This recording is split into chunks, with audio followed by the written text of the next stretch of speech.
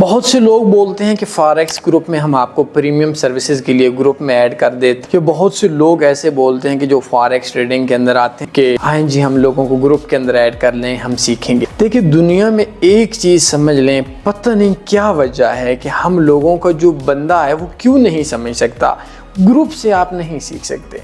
No doubt एक बंदा है वो ग्रुप के अंदर कोई लिंक शेयर करता है, कोई पैटर्न्स देता है, कोई वीडियो शेयर करता है तो आपको थोड़ा जल्दी नोटिफिकेशन आ जाता है। बट वीडियोस में हमेशा याद रखें आप सिर्फ एक टीचर को देख लें, उसको सुनें, टीचर से सीख सकते हैं। ग्रुप में मैक्सिमम क्या होता है कि बहुत से लोग बोलते हैं जी आए जी लड़कियों के नाम से अकाउंट बनाकर ये ट्रेड लगा रहे हैं। जब आप बाद में पता चलते हैं तो उस बेचारे की औकात $10 की नहीं होती जिसके कहने पे आपने $500 लगा लिया होता है। तो ग्रुप के अंदर बिल्कुल भी सक्सेस नहीं है, ऐड होना चाहिए, लेकिन ग्रुप से ना लर्निंग होती है। लर्निंग हमेशा एक टीचर से होती है। तो ग्रुप कोई ऐसी चीज़ नहीं है जहां से आप कामयाब हो जाएंगे।